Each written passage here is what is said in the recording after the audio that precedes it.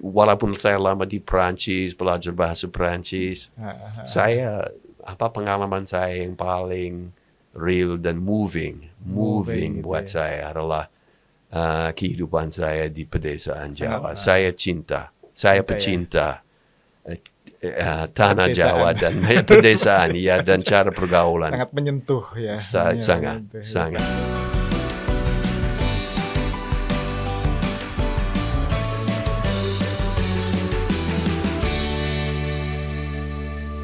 Assalamualaikum warahmatullahi wabarakatuh. Jumpa lagi di Salam. Wonder Home Podcast bersama saya Syifa Amin. Nah, kita pada hari ini ketemu atau kedatangan tamu yang amat jauh dan luar biasa istimewa, yaitu Profesor Robert W. Hefner dari Boston University. Apa kabar, Pak Hefner? Baik Ini saja. dipanggilnya terima kasih. biasa dipanggilnya apa ya? Kalau di Indonesia biasanya saya dipanggil Pak Bob. Oh, Pak Bob. Ya, kalau di desa dulu kadang-kadang Om Bob, tapi saya tidak begitu suka karena Om itu biasanya kalau di Jawa Timur dulu khusus untuk orang Belanda. Oh itu Belanda. Saya tidak mau dianggap Orang Londo. Belanda ini bukan Londo.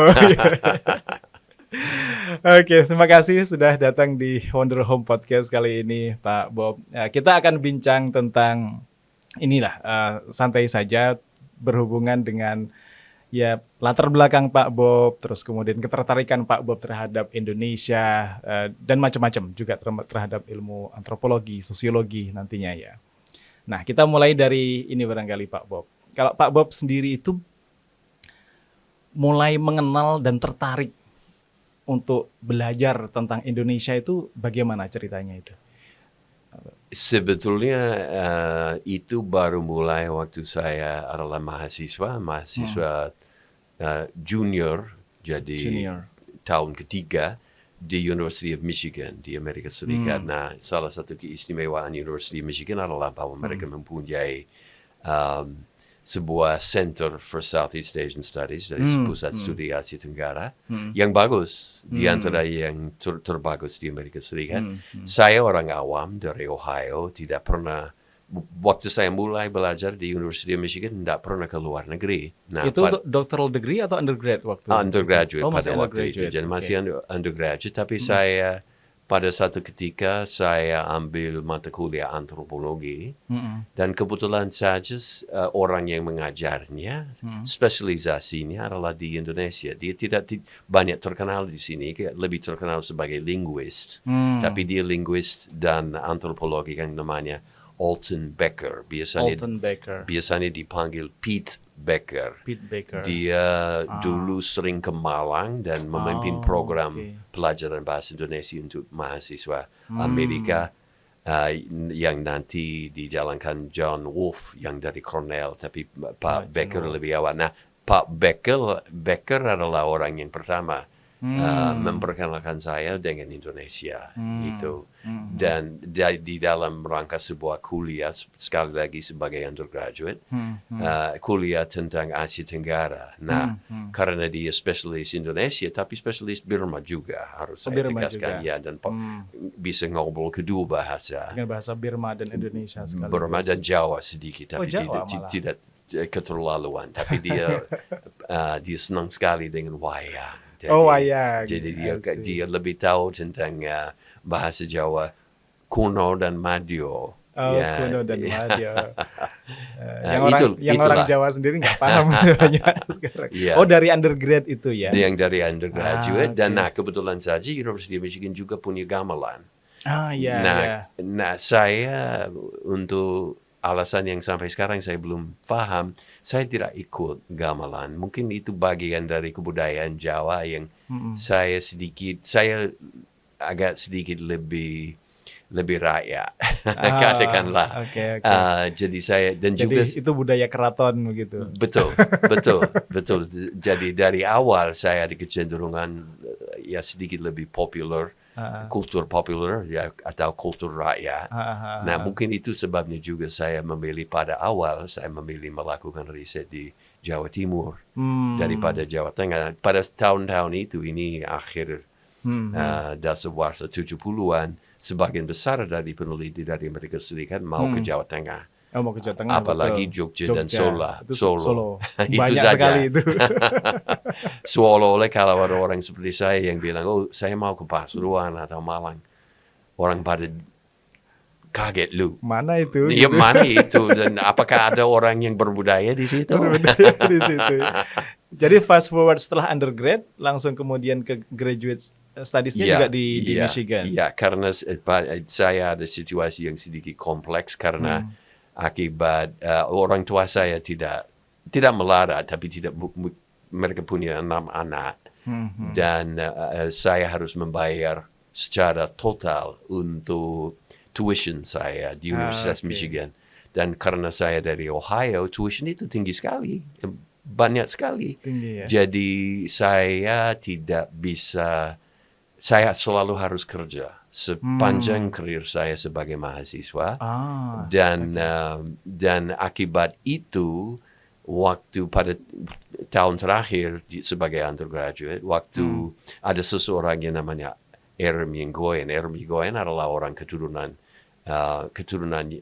Armenian yang mengajar sebagai antropolog dan ahli Filipina. Tapi dia sebetulnya betul-betul baik hati sama saya dan mencari beasiswa agar supaya apabila saya mau dan apabila saya menetap di University of Michigan, saya diberikan beasiswa. Nah, karena saya selama 4 tahun pertama sebagai mahasiswa undergraduate bayar sendiri dan kerja tiap hari dan itu seperti berkat dari Allah. Terima kasih. Jadi saya menetap di Michigan alasan itu, dan sebetulnya buat saya itu tidak apa-apa. Saya ada 2 major, bahasa Perancis. Bahasa Perancis. Saya 1 tahun di Perancis di dalam program junior year abroad, dan bahasa Perancis saya sebetulnya fasih juga. Fasih, ya. Ya gitu. Dan bahkan saya menjadi antropolog sebetulnya akibat tahun yang saya hidup di Perancis. Di Perancis itu. Akibat itu saya belajar bahasa, menjadi fasih, fluent di dalam bahasa Perancis, dan ini sesuatu untuk orang dari Ohio yang tidak pernah ke luar negeri. Gitu, itu seolah-olah pengalaman yang luar biasa, dan saya betul-betul senang. Saya seperti, wah, apabila saya bisa melakukan itu sebagai karir, ya bagaimana ini luar biasa. Jadi pas jadi di graduate studies itu pernah ke Prancis setahun juga? Itu sebetulnya waktu undergraduate, jadi junior year, tahun ketiga. Ya, nah, tapi setelah pulang tahun itu senior year, saya ketemu untuk pertama kali dengan Pete Becker, yang Indonesianis dan Birmanis, dan juga saya mulai bergaul dengan beberapa orang Indonesia untuk pertama kali, dan itu seolah-olah ada cukup banyak karena pusat studi Asia Tenggara, dan saya seolah-olah tiba-tiba saya yakin, loh, ini negara yang betul, dan masyarakat, people yang betul-betul menarik. Jadi sebetulnya secara resmi saya dijadikan seorang Southeast Asianist, itu seolah-olah saya dijadikan pecinta Indonesia. Pecinta Indonesia lebih dulu. Terus kemudian ke Indonesia pertama kali itu di tahun berapa dan dalam rangka apa itu? Tahun 77 saya ikut program sebagai mahasiswa, tapi mahasiswa tahun ketiga atau 4, jadi graduate student tahun ketiga. Dan saya sekali lagi diberikan beasiswa untuk belajar bahasa Indonesia, kali itu di Malang, yang pada tahun itu IKIP Malang, sekarang Universitas Negeri Malang. Tapi ya itu sekali lagi suatu kesempatan yang buat saya luar biasa bagus. Dan pada akhir minggu, tiap minggu, waktu saya di Malang, saya mau keliling. Nah, minggu kedua saya keliling ke Tosari di Kabupaten Pasuruan, yang notabene pada tahun-tahun itu adalah satu-satunya kota atau desa di wilayah Tengger yang bisa didatangi orang pakai luar. kendaraan. Pakai kendaraan. Ya, tidak ada jalan lain, jalan aspal, jalan apapun belum ada. Satu-satunya melalui Tosari di lewat Pasuruan itu Tosari. tadi. Jadi saya naik ke Tosari, nginep di situ beberapa hari, kemudian turun. Kemudian tiap minggu saya ke Tosari, tapi dari Tosari saya jalan kaki biasanya 6 sampai 10 jam untuk melihat. Oh ya, jalan wilayah. kaki? Iya. Wow. Pada tahun itu, sekarang sudah ada fasilitas dan Iya, hotel iya. di mana-mana, tapi Iya. pada tahun itu belum ada hotel, belum ada penginapan. Tapi orangnya sangat ramah, dan saya tidak hanya datang ke daerah yang dihuni orang yang sekarang dianggap orang Tengger, tapi juga ada orang Madura, terutama di Pasuruan dan Probolinggo. Sebetulnya penghuni di daerah atas pun yang mayoritas orang Madura. Oh, Madura banyak juga ya. Nah, di selatan Malang dan Lumajang yang mayoritas adalah orang Jawa. Nah, dan di antaranya ada kurang lebih 28 desa di mana orang yang mayoritas adalah orang Tengger. Tapi orang Tengger itu cukup majemuk, dan di antaranya ada yang agak sedikit mirip dengan orang Madura dari segi pakaian. Oh, dari segi pakaian. Nah, jelas mereka beda dari segi agama, dan itu keistimewaan orang Tengger. Tapi kalau bahasanya bahasa Jawa. Kalau bahasa orang Tengger Jawa, itu, dialek Tengger. Dialek Tengger Tengger. mirip dengan dialek yang masih sampai sekarang dipakai di Banyuwangi. Oh, Banyak. osing, Jadi, semacam osing, osing gitu. persis. Dan oke. semestinya 100 tahun yang lalu, 150 tahun yang lalu, sebetulnya ini bahasa yang sama. Sekarang ada beberapa perbedaan. Misalnya kalau di Tengger, untuk saya, orang laki-laki itu eyang atau reyang, tergantung pada daerah. Kalau tidak salah, dan saya tidak tahu betul, tapi kalau tidak salah di Banyuwangi, untuk saya, untuk orang laki-laki adalah yang saja. Ya, tapi saya tidak tahu. Saya tidak melakukan riset di situ. Tapi banyak kesamaan. Jadi dari situ mulai ada pertemuan dengan masyarakat Tengger, sering ke Tosari, itu mulai tertarik untuk mempelajari lebih jauh tentang itu. Dan juga dari awal. Jadi saya tertarik kepada masyarakat Tengger. Tapi sebetulnya dari awal saya melihat, orang Tengger sebetulnya tinggal di daerah yang mayoritas Muslim. Nah, mungkin desa ini adalah mayoritas Tengger, dan pada tahun-tahun itu disebut, ke agama mereka disebut Buddha, walaupun mereka ini secara benar mereka mereka memuji Brahma, Vishnu, Shiva, dan di dalam japa mantra itu istilah yang mereka pakai, yang beratus tahun diciptakan, ditulis beberapa ratus tahun yang lalu. Itu jelas sama dengan yang ada di Bali. Jadi itu bukan ciptaan baru. Tapi mereka mengalami semacam, bukan krisis, tapi perubahan kultur. Tapi karena dari segi bahasa dan interaksi sosial, pergaulan, mereka bukan orang Bali. Mereka orang Jawa. Dan bahasa dialeknya adalah dialek Jawa. Dan di beberapa daerah di wilayah Tengger itu, dialek Tengger tidak bisa dibedakan. Kemudian di desa lain ada misalnya pakai eyang atau untuk perempuan isung, sedangkan di daerah Tengger yang lain tidak pakai bahasa Jawa umum. Jadi dari awal saya lihat, masyarakat Tengger itu adalah bagian dari masyarakat Jawa. Dan saya mau dari awal kerja baik di masyarakat Tengger maupun di masyarakat Jawa dan Madura, tapi Jawa terutama. Tapi ada alasan lain juga, karena saya meneliti dan mau belajar tradisi agama Tengger itu, dan tahu bahwa itu bukan Islam, itu ya salah satu keturunan dari zaman Hindu, dan seperti saya dewa-dewa dan segalanya semuanya orang dewa Hindu. Tapi saya juga mau belajar dari dan bergaul dengan orang Muslim di situ.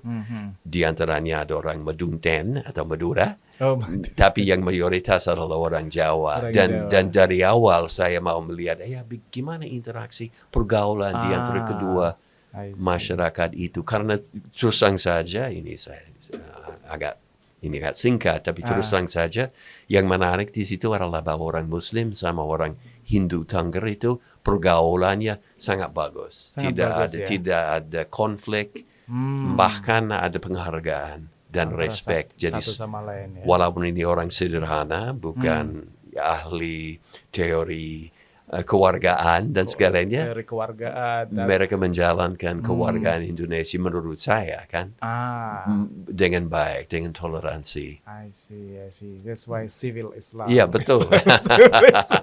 Jadi dari awal. Jadi interaksi tiga Iya, komunitas iya. ini tadi, Jawa, Tengger, Madura ini Iya, tadi, ya. iya. Dan ada satu variabel yang lain. Waktu dari awal, walaupun sekali lagi tahun pertama saya di Jawa Timur, saya memang menetap di desa yang mayoritas Tengger dan Hindu.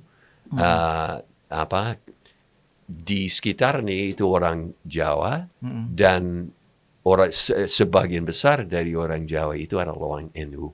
Oh, orang Nah, Hindu, dari awal lama. sekali lagi suatu keanehan saya di daerah Hindu, tapi juga saya diperkenalkan orang NU. Dan dari awal saya lihat, ini luar biasa ini orang NU ini. Jadi saya lihat ada institusi pendidikan, ada pesantren, banyak pesantren, Ada pesantren, banyak, ada sekolah-sekolahnya juga. ada sekolah-sekolah, ada sembahyang yang dan masjid dan mushola di mana-mana. Tapi tidak hanya jadi dari segi Islam sangat mengesankan, tapi juga dari segi pergaulan ini orang ramah. Ramah. Jadi pas ke sana itu tidak dianggap sebagai orang asing yang dicurigai begitu, tidak? Tidak sama sekali bahkan. Luar biasa. Berapa lama waktu itu di first coming to Indonesia, ya itu tadi? Yang tahun 77 saya datang ke Malang khusus untuk pelajaran bahasa Indonesia di Malang, tapi tidak, dan sering naik ke gunung. Kemudian saya kembali lagi untuk 20 bulan dari tahun 78 sampai 80. Kemudian tahun 85 saya datang lagi, tapi tidak lagi ke wilayah yang Tengger dan Jawa, tapi khusus ke daerah yang Jawa di Pasuruan, Benteng Pasuruan. NU. Jadi itu awal dari peralihan saya ke komunitas baru, dan Islam betul-betul wilayah besar, NU. wilayah NU. Jadi bahasa Jawa saya memang berubah, tidak lagi pakai bahasa Jawa Tengger, tapi pakai bahasa Jawa Pasuruan. Nah, belajar bahasa Jawanya di Michigan atau di Sedikit dan di Berkeley, tapi bahasa Jawa yang saya belajar di Berkeley pada summer tahun 77 itu bahasa Jawa Tengah. Jawa. Dan karena gurunya orang Jogja. Kemudian waktu saya tiba di Jawa Timur pertama kali tahun 78, dan saya memakai, dan saya agak bangga saya berbahasa Jawa. Tidak hanya berbahasa Indonesia tapi bahasa Jawa. Kemudian pertama kali saya pakai bahasa Jawa saya, itu seolah orang tertawa kemudian diam karena mereka anggap itu bukan bahasa yang kita pakai. Itu bahasa Ndoro di Jawa Tengah itu. Ya, terlalu formal menurut mereka. Ya. Karena mereka kalau ditinjau dari segi bahasa Jawa dan sebagainya, orang Jawa Timur di daerah sana, kalau di kota ya macam-macam juga, tapi di desa mereka hampir pakai ngoko saja, jadi yang sederhana dan akrab. Tidak, kadang-kadang ada kromo madiu, tapi kromo inggil tidak sama sekali. Wilayah-wilayah sana itu kan memang wilayah-wilayah itu tadi ada campuran Madura dan segala macam, jadi sangat egaliter gitu. Betul.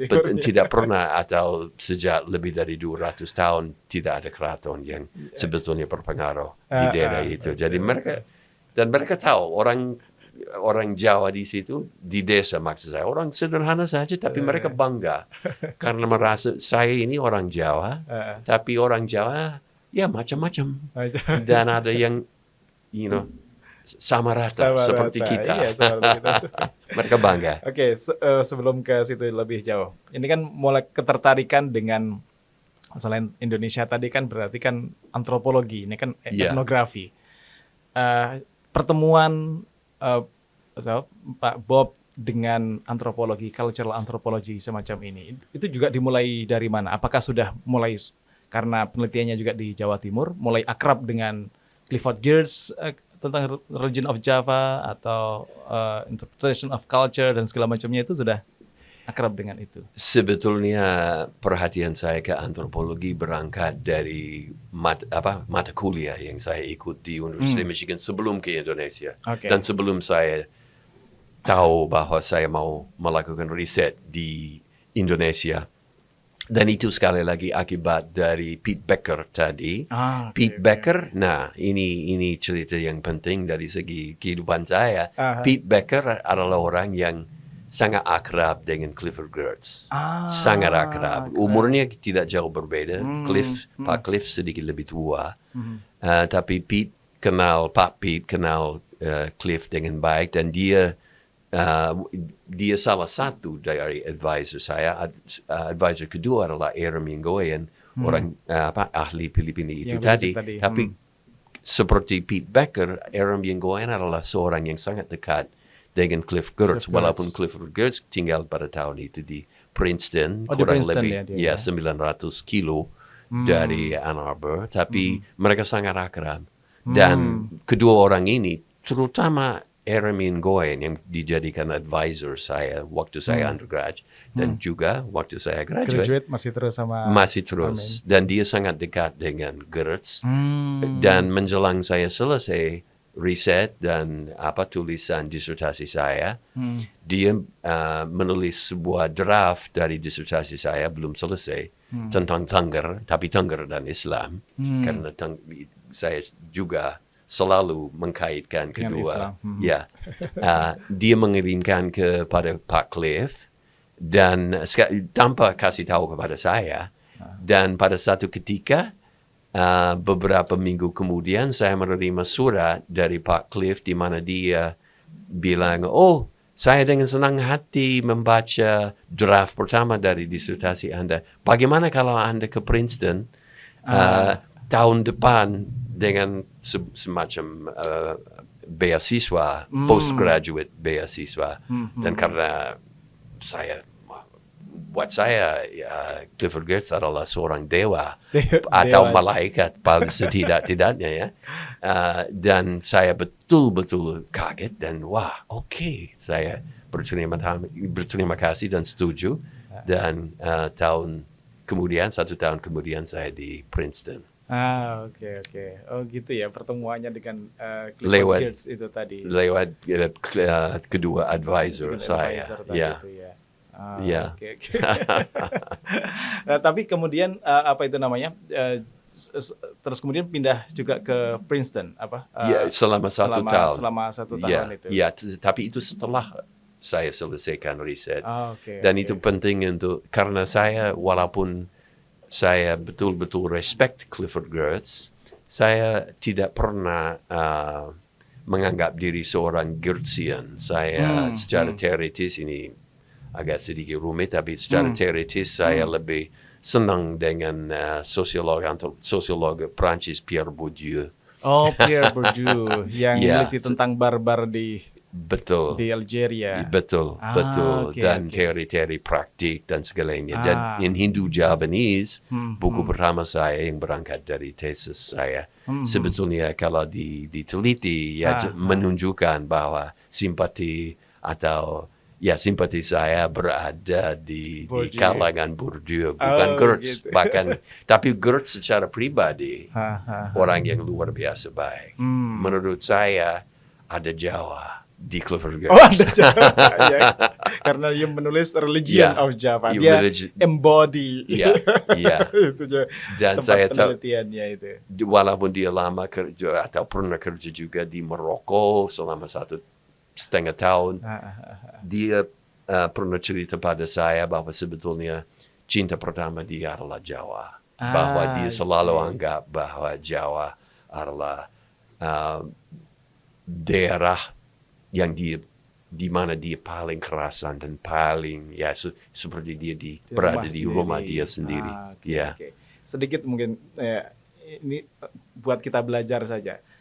Kalau perbedaan cara pendekatannya Clifford Geertz dengan Pierre Bourdieu itu tadi, di mana ininya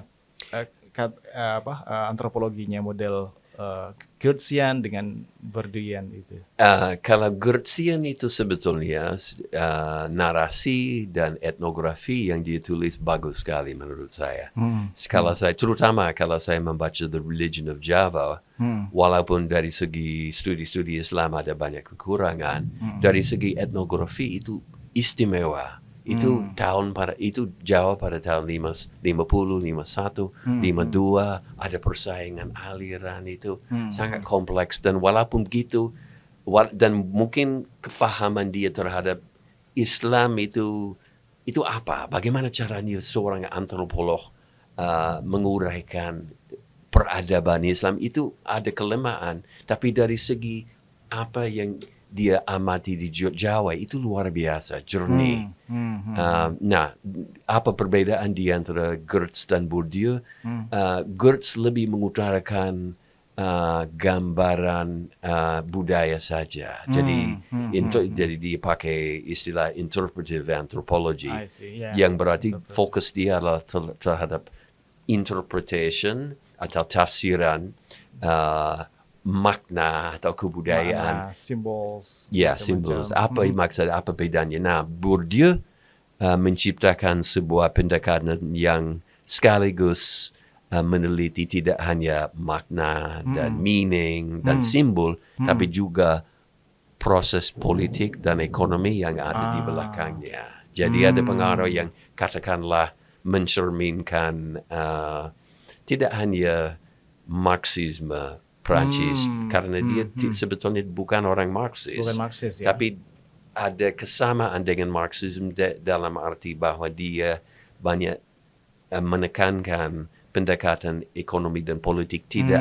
hanya melihat pada dan power, tidak hanya tanpa, menurut saya kadang-kadang orang yang pinjam dari Bourdieu kadang-kadang agak sedikit berlebih-lebihan ke isu-isu power. Tapi Bourdieu sendiri kalau membaca seluruh karangannya, dia cukup seimbang, balance, tidak ekstrem dan tidak reduktif. Dan itu yang saya hargai. Jadi, makanya buku pertama saya Hindu Javanese sebetulnya lebih terfokus kepada tradisi tafsiran, ada sedikit ekonomi politik. Buku kedua saya adalah ekonomi politik di daerah pegunungan Jawa, The Political Economy of Mountain Java. Dan itu dari awal, waktu saya masih di Tengger, saya lihat, saya sebetulnya mau menulis dua buku. Yang satu itu lebih interpretive sociology ala Geertz, tapi juga ala Peter Berger, yang belum saya kenal, tapi kebetulan saja beberapa tahun kemudian. Waktu itu belum kenal dengan secara Peter pribadi. Berger. Belum sama sekali. Karena belum ke Boston juga. Belum ke Boston. Jadi saya pernah membaca. Okay. Dia terkenal, dia juga seorang wow, ini adalah penafsir Weber yang nomor satu. Dan menurut saya luar biasa Peter Berger. Tapi dan buku kedua saya ekonomi politik di pegunungan Jawa, jadi Political Economy of Mountain Java, berangkat dari perspektif yang jauh lebih diwarnai oleh Bourdieu dan pendekatan ekonomi politik, tapi dengan juga perhatian terhadap proses agama. Nah, jadi di dalam buku itu mulai juga ada perahlian fokus saya dari tradisi non-Muslim dan abangan dan katakanlah Islam statistik ke Islam sendiri. Karena saya udah mulai turun gunung ke Pasuruan dan Pasuruan, ke daerah NU, dan saya dari awal itu seolah saya terpukul, ini salah satu bagian dari Jawa yang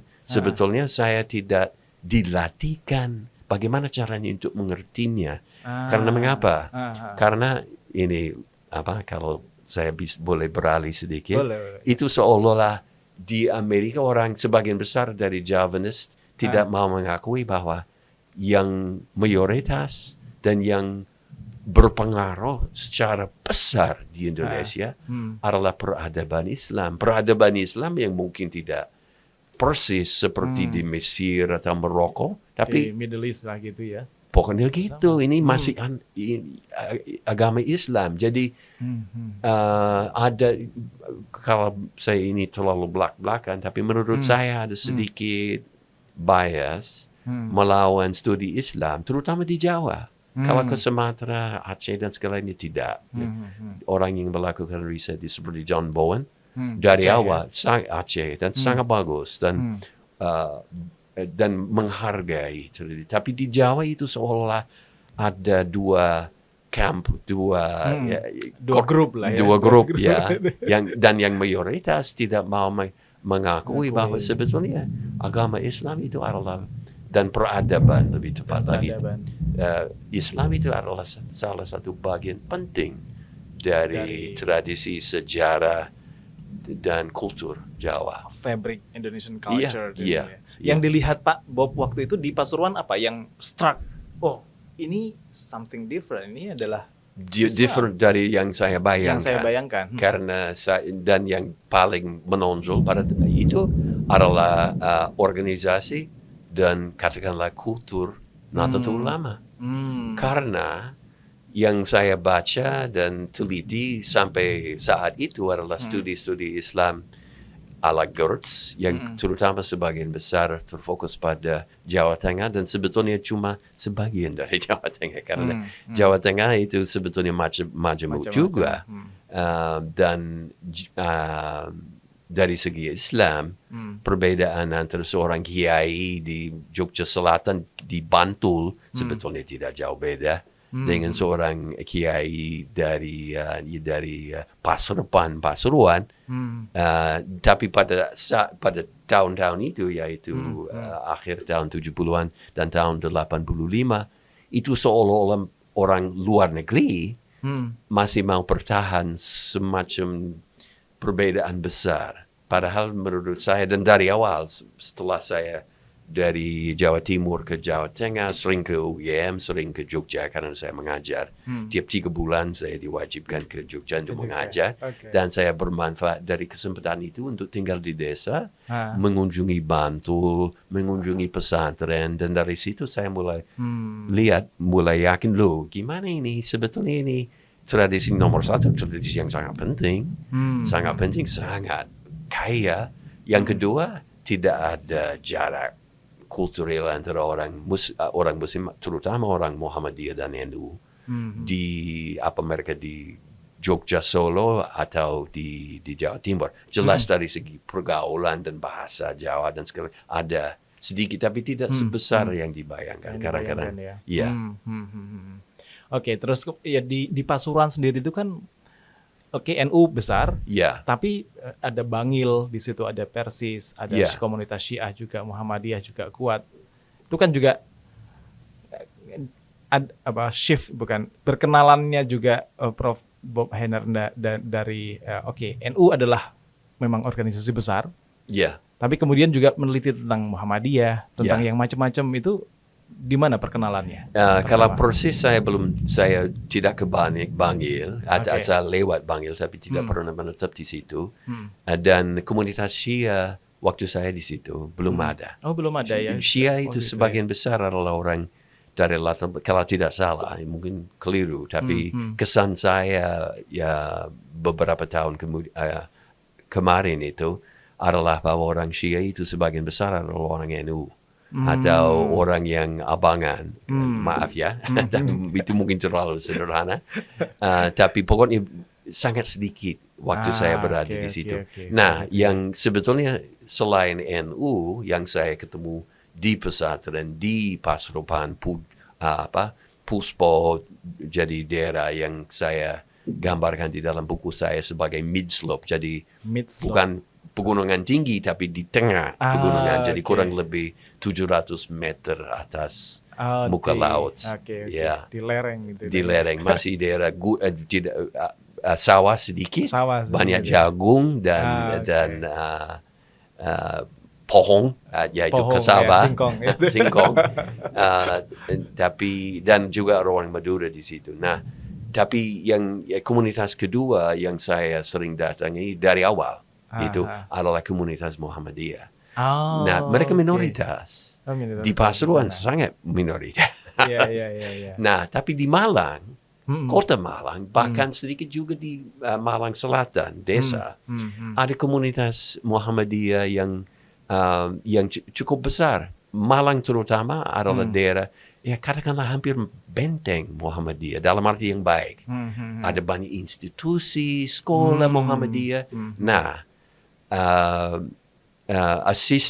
bukan asisten tapi collaborator yang kerja sama saya tiap kali saya ke Jawa pada tahun itu 78-85 adalah orang Muhammadiyah, orang HMI. Orang HMI. Jadi walaupun saya di Tengger atau apakah saya di daerah NU, saya selalu diajarkan tentang Muhammadiyah. Oh gitu. Dia orang oleh kolaborator ini tadi. Iya, dan dia orang cerdas.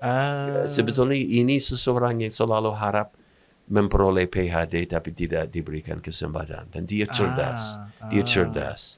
Dia kerja sebagai co-peneliti saya, menulis catatan yang sedemikian rapi dan brilian. Siapa namanya? Sutrisno Wage. Sutrisno Wage, ya. Dia meninggal 6 tahun yang lalu. Dia 10 tahun lebih tua daripada saya. Sangat baik dan brilian. Terus terang saja. Dialah yang kalau kita ke sebuah masjid NU atau sebuah perayaan NU, setelahnya dia selalu secara kalm, tenang, dia menjelaskan, oh ini NU, bagian ini adalah NU, kemudian apabila kita di Muhammadiyah, semestinya dijalankan seperti begini. Oh, comparisonnya begini tapi di Muhammadiyah. dengan baik hatinya. Selalu dia tidak mengkritik, dia mau agar saya paham bahwa tidak dari segi beribadah, tapi dari segi sosial, pergaulan dan pendidikan, tentu saja. Oke. Peta Islam Indonesia itu seperti ini, NU dilakukan seperti ini, Muhammadiyah seperti ini, gitu ya. Dan tiap kali dari istri saya Nancy Smith Hefner kebetulan saja pada tahun 85 menetap di Malang. Jadi saya biasanya tiap 3 minggu saya turun dari gunung. Oh, Bu Nancy juga ke Malang? Iya, dia di Malang. Okay. Nah, tapi di kota Malang pada tahun itu. Sebelumnya di Ngadisari, Kabupaten Probolinggo di daerah Tengger. Nah, tapi tiap kali saya datang ke Malang, Pak Tres Sutrisno selalu mengajak saya ke rumah dia dan ke acara Muhammadiyah, ke masjid, ke sekolah, karena dia sangat bangga.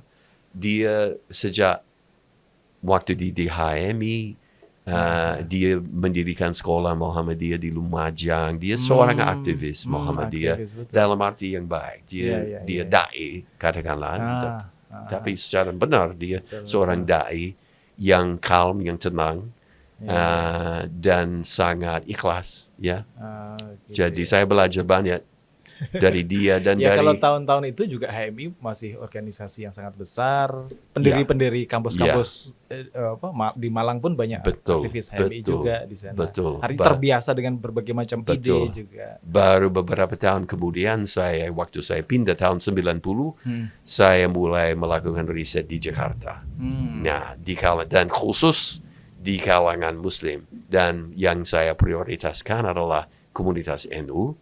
Dan pada dari awal saya ketemu dan kenal Gus Dur dengan baik. Kebetulan saja ada seorang teman saya, André Feyer, seorang peneliti dari Prancis, yang sangat dekat dengan Gus Dur dan seluruh keluarganya dan organisasinya.